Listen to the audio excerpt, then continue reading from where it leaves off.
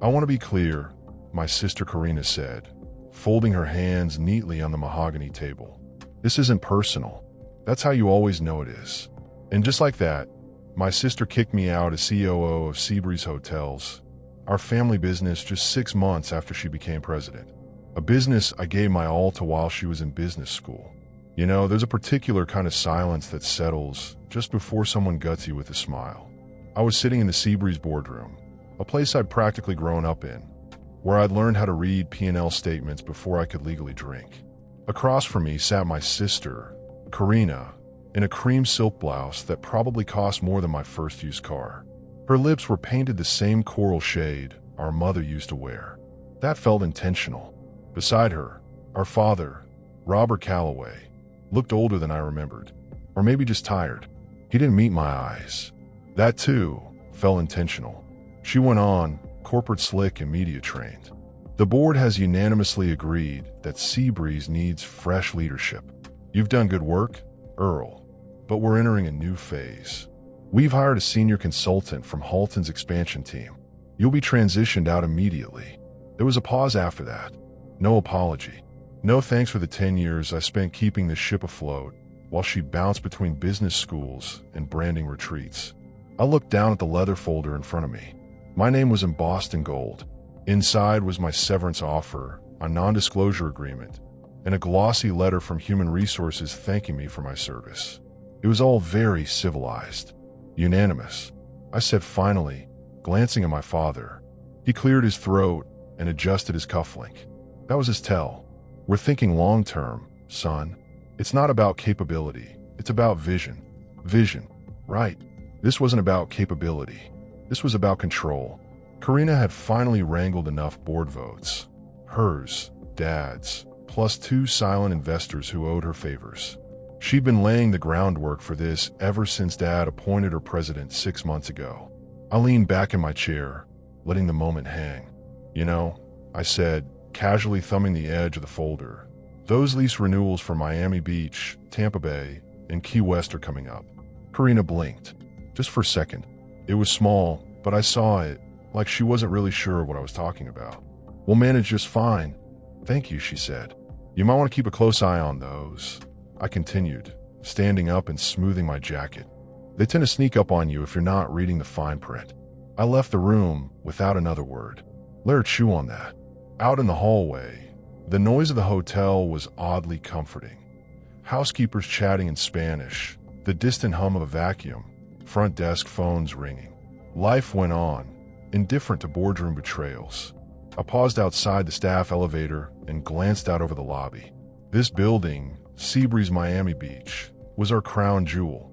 My father bought it when I was 13, and I'd watched it rise from a dated Art Deco shell into a sleek, modern retreat. I'd overseen the remodel myself. Every tile, every fixture, every rooftop cabana was a piece of me, and now it was hers. I should have felt anger, or grief, but what I felt, standing there in that moment, was relief. Let her lead. Let her drown in it. When I got to the underground parking garage, Manny was waiting near my car. He didn't say anything, just offered that quiet nod only longtime employees know how to give. She did it. Huh, he said eventually. I exhaled slowly. Yeah, she don't know what she's doing, man. She thinks she does, I replied. Manny scratched his graying beard and looked up at the ceiling. You leaving Florida? Not yet. He studied me for a second. You still own the land, right? I gave him a look. That conversation wasn't for now. He grinned anyway. She forgot about the dirt. Figures. As I drove north up Collins Avenue, the ocean to my right looked calm, blue-gray and endless. I rolled down the window, letting the salt air fill my lungs. Most people think hotels are about buildings, design, luxury, marble lobbies, star ratings. They're not. Hotels are about land, dirt, the patch of earth they sit on. Buildings can change hands. Land, though, land stays. Especially in Florida, where beachfront real estate is the one asset that doesn't depreciate. My father taught me that when I was 30, just after our bank financing fell through on the Key West remodel. He told me flat out, hotels come and go, but land in Florida, that's forever. So I bought the land. Quietly. Legally. Transparently, if you actually read the lease documents, which Karina never did, my credit was untouched back then, and Dad signed off on the deal like it was nothing. We were tight on capital, and I offered a solution. Win-win, or so I thought. The leases on the 3 flagship properties, Miami Beach, Tampa Bay, and Key West, all ran through EC Holdings, my little side venture. Low rates, long terms. I never hit it, but Karina never noticed. And now she'd fired the guy who could keep those contracts friendly. She didn't know it yet, but she just built her empire on sand. Later that night, I sat on my balcony with a clear mind and no plan. I wasn't rushing this. Karina would bury herself soon enough. Halton consultants are great at spreadsheets, but could they handle Seabreeze? They'd trim staff, cut corners, optimize everything until the Seabreeze charm bled dry. Guests would notice. Employees would grumble. And when it came time to renegotiate those leases, well, she'd find out just how much it cost to ignore the fine print. I looked up at the dark sky as the waves lapped the shore below. This wasn't the end. This was the setup. Let us know where you're watching us from.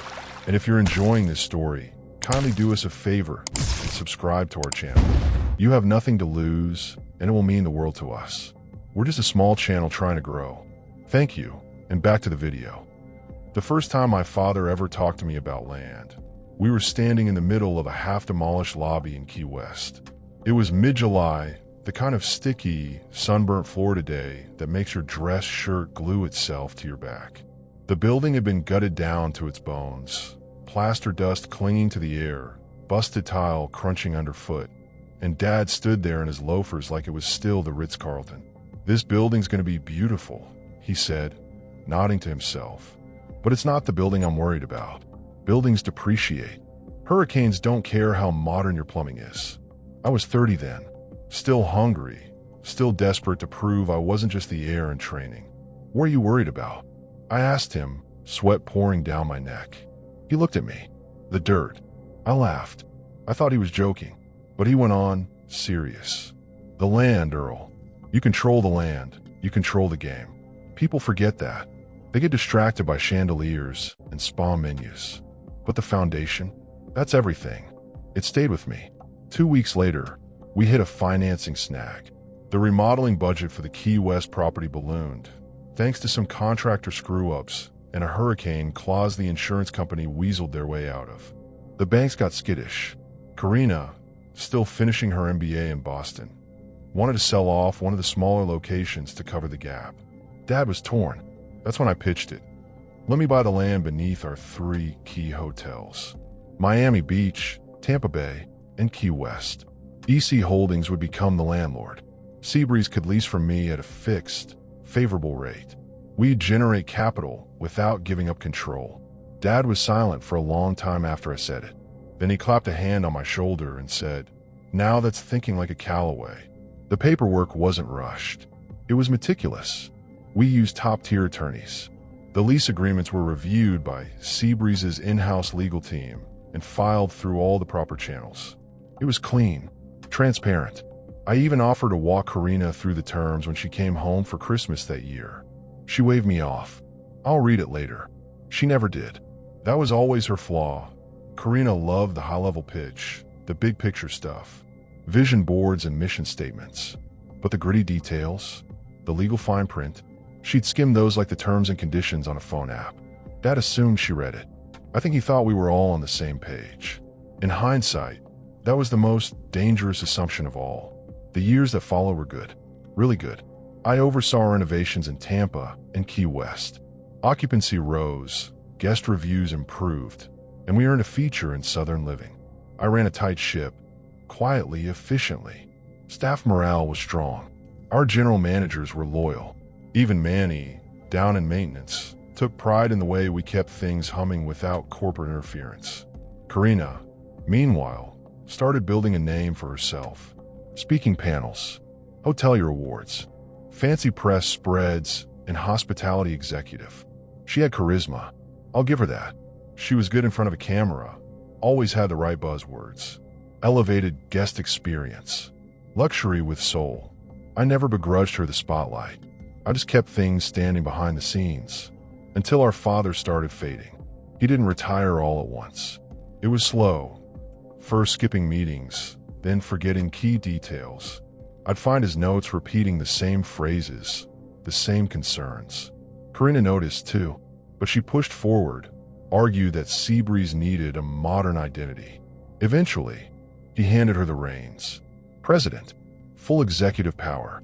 I remember the ceremony, small, private, just the family and a few board members. She gave a speech about innovation. I shook her hand and smiled for the cameras. And then I got back to work. 6 months later, she fired me. Now, sitting in my home office with those old lease contracts spread out across my desk, I marveled at just how little she understood. EC Holdings was a separate entity. Its ownership structure was clean, just me. The leases were 5-year terms, with 12-month notice required for termination or renegotiation. And they were coming up in less than 60 days. Once those renewal letters landed on her desk, she'd have no choice but to face it. The 3 most profitable Seabreeze hotels sat on dirt she didn't control. And if she thought I'd roll over and renew at the same rates after being pushed out, she had another thing coming. I didn't want to blow up the family business. Not really. This wasn't about revenge. It was about respect. I'd built this foundation with Dad, literally and legally. And she treated me like a disposable middle manager. No conversation, no warning, just a smile, a severance folder, and a Halton consultant waiting in the wings. I didn't know who the guy was yet, but I'd met his type before. Slick suits, endless PowerPoints, ideas about efficiency that usually meant cutting real people out of real jobs. He'd optimize us into ground. And when morale tanked and guests started noticing, Karina would have no idea why. She thought the buildings were the brand, but the brand was people and place, the staff, the atmosphere, the very soil beneath those hotels. And whether she realized it or not, I still owned the ground she walked on. The next morning, I made a call to my attorney, Maureen Jonas. Let's prep the lease renewal notices, I told her. Miami Beach, Tampa Bay, and Key West. 60 days out. She was quiet for a beat. You want to raise the rates? Not yet. Not officially. Then what's the strategy? Just let her know I haven't forgotten. The first signs of rot always show up in the corners. It started with missed calls, emails left unread, little things. Manny from Miami Beach was the first to break the silence.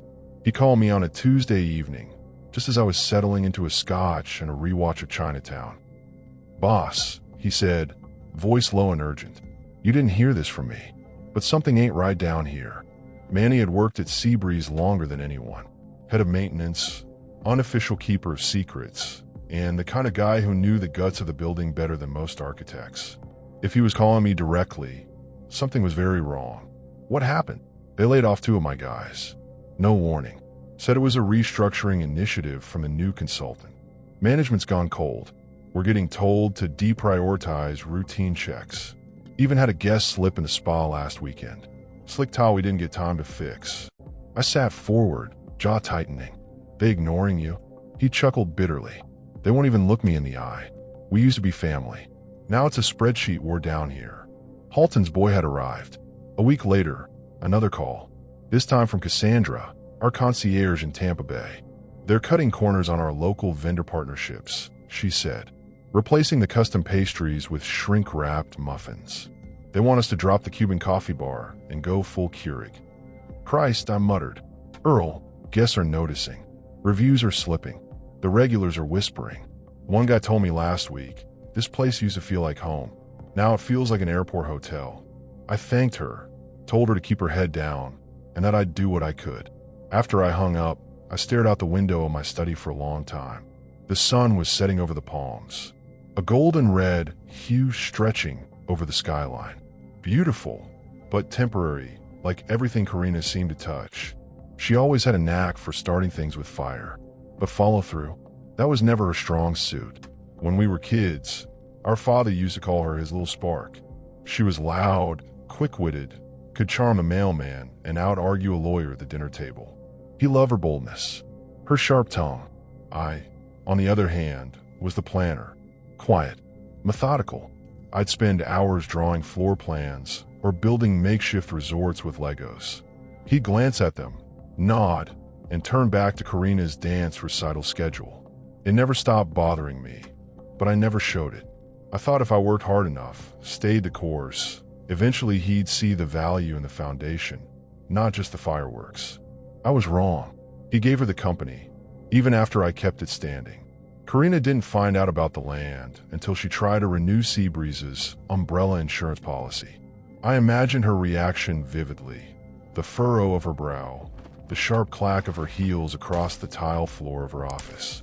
Maybe even a sip of that pretentious eucalyptus green tea she always liked. Her assistant must have brought her the policy draft with the flag section, ownership details, land lease summaries. A quiet reminder that EC Holdings wasn't some faceless investment group. It was me. My phone rang the next day. Karina.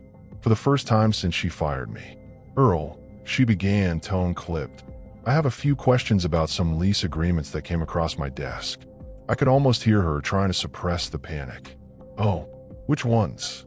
Miami Beach, Tampa, Key West. The 3 most profitable properties in the portfolio, I said. What about them? She paused. They're not owned by Seabreeze. The land. It says here they're under EC Holdings. That's right. You own EC Holdings. That's also right. Silence. Heavy and brittle. You never told me. I did, I said. You just never listened. Her voice rose a notch. This feels like entrapment, Earl. I chuckled. Entrapment? It's business, Karina. Clean contracts. Approved by legal. Dad signed off on it. You were too busy designing the new spa logo to read the lease terms. I want to discuss new terms. You'll get the renewal letters. Standard procedure. I hung up before she could answer.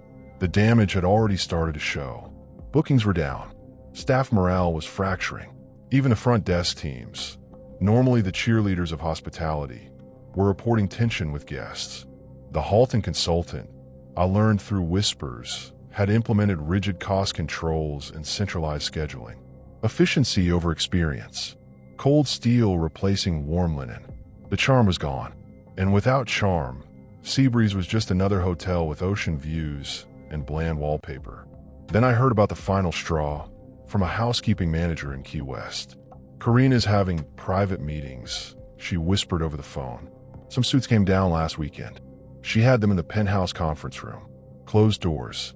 No one allowed in. Consultants. Didn't look like Halton types. Looked slicker. Like investors. Something was brewing. I decided to find out what. That night, I pulled up the Seabreeze employee network. Yes, I still had a backdoor login. No, I never told IT when I left. And checked her calendar. Scrubbed clean. She was hiding something. So I made some calls. An old friend at the zoning commission. A contact in commercial real estate. A connection at the Department of Corporations. By morning, I had a name, Archway Resorts. Registered under Karina Calloway Archway. Her husband's name, Pete Archway, was on the LLC. So were 2 Seabreeze contractors. And a loan application filed with a foreign equity group. There was proof.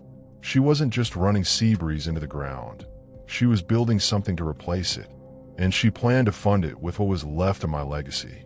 There's a certain silence that follows betrayal. Not the kind that's loud or immediate, but the hollow echo after a slow, deliberate knife slips between the ribs. Finding Archway Resorts was that knife. I sat in my study that night, the file open on my laptop, every line item humming with deceit. Karina hadn't just been planning to leave Seabreeze behind. She'd been siphoning from it. Quietly, methodically. Just like I taught her to run the numbers back when she first joined the company. I used to think she wasn't paying attention. Turns out, she was just taking notes for her own escape plan. I kept digging. Her new company, Archway Resorts, LLC, wasn't some dream sketched on cocktail napkins. It was real, registered, structured, and already funded.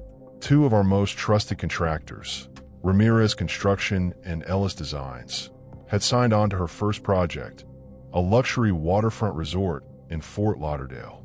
She'd used Seabreeze leverage, vendor relationships, shared architects, operational systems, as scaffolding. And somehow, my father had either missed it or had chosen to look away. But what struck hardest? She'd earmarked our most profitable properties for liquidation. A single line in the Fort Lauderdale City permit file. Projected funding, sale of Seabreeze assets, Tampa Bay, Key West, Miami Beach, Q3, Q4. That was my final confirmation. Karina wasn't trying to save Seabreeze. She was gutting it. I didn't call her. I didn't shout. I didn't storm into her office and demand an explanation. No, this time I played the long game. My game. Julian Vega wasn't the kind of man you called on a whim. CEO of Paradise Hospitality Group, one of the few family-owned hotel empires left in the Southeast. We'd crossed paths at an industry summit in Charleston a few years back, bonded over a panel about preserving boutique soul in the era of corporate bloat. He respected tradition, but he knew how to scale. So I sent a message. Need a quiet lunch. Potential opportunity. Discretion required. We met at an unmarked steakhouse in Coconut Grove. The kind of place where deals happened in the flicker of candlelight, and no one asked for LinkedIn. Julian arrived in a linen blazer and that cool, calculating smile that always made the room feel warmer. Until you realized he was already 5 moves ahead. Earl Calloway, he said, sliding into the booth. Didn't expect to hear from you. I heard you left the family business. Not exactly by choice. Ah, he nodded, like a man familiar with boardroom betrayal. Sister, got it in one. We didn't waste time. I laid out the structure. Seabreeze's assets. Its current internal hemorrhaging. The emotional weight the brand carried in Florida's coastlines. Then I showed him the lease agreements. How the land beneath the crown jewels of Seabreeze was owned not by the company, but by EC Holdings. Smart, he murmured. So when the company burns, you still own the ground under the ashes. I'm not here to watch it burn, I said. I'm here to save the legacy and sell the buildings to someone who won't ruin them. He smiled. That's poetic for a man who was just stabbed in the back. Poetic, I agreed, but also practical. Julian was in. He'd acquire the properties, just the buildings, not the land. Paradise would lease from EC Holdings at slightly better terms than Seabreeze had, but with the guarantee that all Seabreeze employees, from bellhop to banquet manager, would be retained. That was my only non-negotiable. I'm not letting my people get swept up in a fire sale, I told him. They deserve better than that. And what do you want? He asked me. After the dust settles? Consulting rights. Quiet ones. No title. Just enough rope to make sure they're taken care of. Julian agreed. We shook hands, and the game was in motion. The board meeting was scheduled a week later. Emergency session. No press. No outside advisors. Just the original 5. My father, Karina, our 2 longtime board allies, Harold DeSoto and Naomi Lynn, and me. When I walked into the conference room, Karina looked up like she'd seen a ghost. She recovered quickly, lips twisting into a polite smile. Earl, here to reapply. I'm here to help you avoid prison. She blinked. Excuse me. I dropped a thick envelope onto the center of the table. Inside, documentation, wire transfers, vendor contracts signed under her husband's name, emails that link company resources to Archway Development. Our father leaned forward, brows furrowed. What is this? It's called fraud, Dad, I said. Misappropriation of corporate assets. Conflict of interest. Breach of fiduciary duty. Pick your poison. Karina stood, defensive. This is ridiculous. You were going to sell the family's hotels to fund your own brand, I said calmly. You didn't even hide it well. Dad knew. Did he? Our father turned to her, eyes narrowed. Is this true, Karina? She stammered. I was building something for the future. You were building something for yourself. Naomi Lynn, the most principled among us, cleared her throat. If even half of this is true, we have a crisis of confidence. I move to vote, I said. Sale of the Seabreeze buildings to Paradise Hospitality. Staff retained. Legacy preserved. Company debts paid. Effective immediately. Harold nodded. Seconded. Karina was shaking now, her mask slipping. You can't do this. Our father looked at her, then at me. His voice was hoarse. I built this company for both of you. I thought. You built it for her, I said, too tired to hold it in. I just kept it standing. The vote passed. Karina was out. Dad resigned minutes later. And just like that, the era ended. Outside the boardroom, the air smelled like salt and rain. Storm brewing off the Gulf. I stood under the eaves, watching the clouds roll in. It wasn't victory, but it was justice. And for now, that would do. When I was younger, I thought revenge was fire. Loud, scorching, immediate. But standing in that boardroom again, I realized revenge was more like water. Cold, patient, capable of wearing down the tallest mountain with just enough time and pressure. The week after Karina's removal was slow and surgical. Paperwork, handovers, statements carefully worded by Paradise's PR team to avoid panic in the investor pool. My job was simple: stay quiet and keep things steady until the ink dried. But silence doesn't mean peace. My father didn't return my calls for 4 days. Not a text, not a voicemail, just radio static from the man who once taught me how to fold a towel to perfection and spot rust in a water heater before the leak ever began. I couldn't blame him. It's not easy watching your favorite child fall, or realizing you never truly saw the other one standing right in front of you. The reckoning wasn't just personal. When the news of the sale leaked, Paradise Hospitality acquiring Seabreeze's 3 flagship properties, industry chatter exploded. Some called it a masterstroke. Paradise entering Florida's boutique scene by keeping local flavor intact. Others whispered about the scandal. The fallen daughter, the ousted son, the patriarch who lost the crown and the kingdom in the same week. I let swirl. Let them guess. All I cared about was making sure the staff didn't suffer for our family's mess.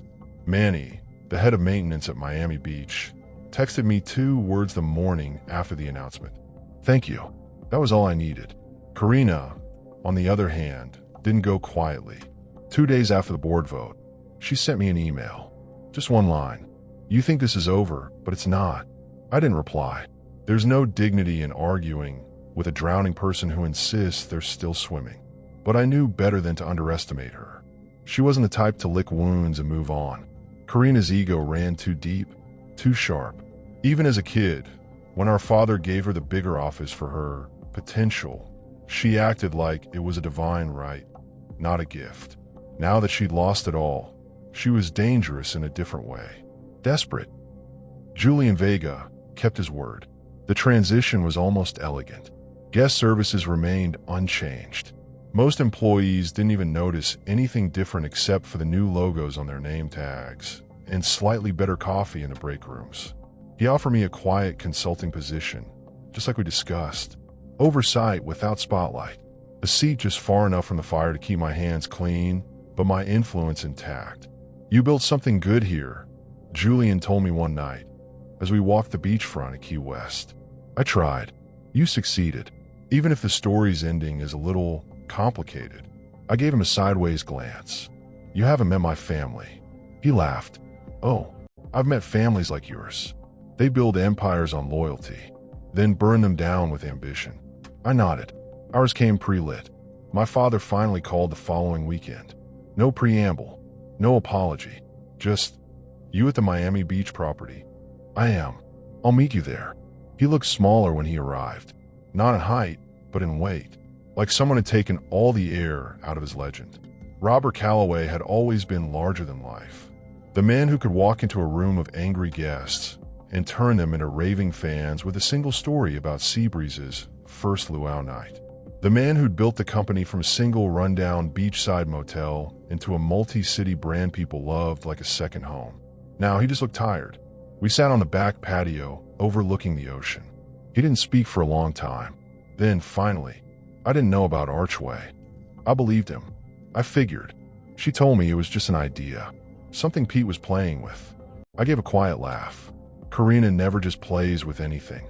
He nodded, eyes on the horizon. I gave her too much, trusted her too easily.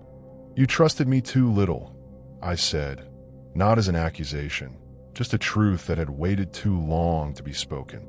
His jaw tightened. He didn't argue. I always thought she needed more help, he said.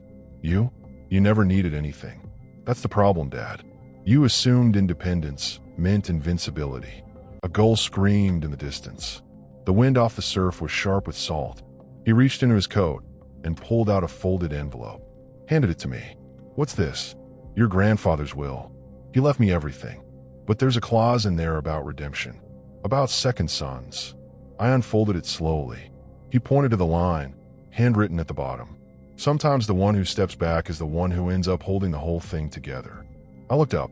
I want you to have the family stake, Earl. Whatever's left. The name. The legacy. I don't want the company, Dad. I know. But you should have the truth. And the freedom to do with it what I couldn't. We sat in silence again. This time, less tense. Less heavy. Like two men finally realizing they didn't have to win or lose. They just had to learn how to rebuild. That night, I walked the halls of the Paradise oceanfront, formerly Seabreeze Miami Beach. It still smelled like our lobby candles. Still echoed with the laughter of kids eating popsicles by the pool. The heart of it hadn't changed. And maybe that was the real victory. Not the power plays. Not the revenge. But that something good survived. Something worth holding on to.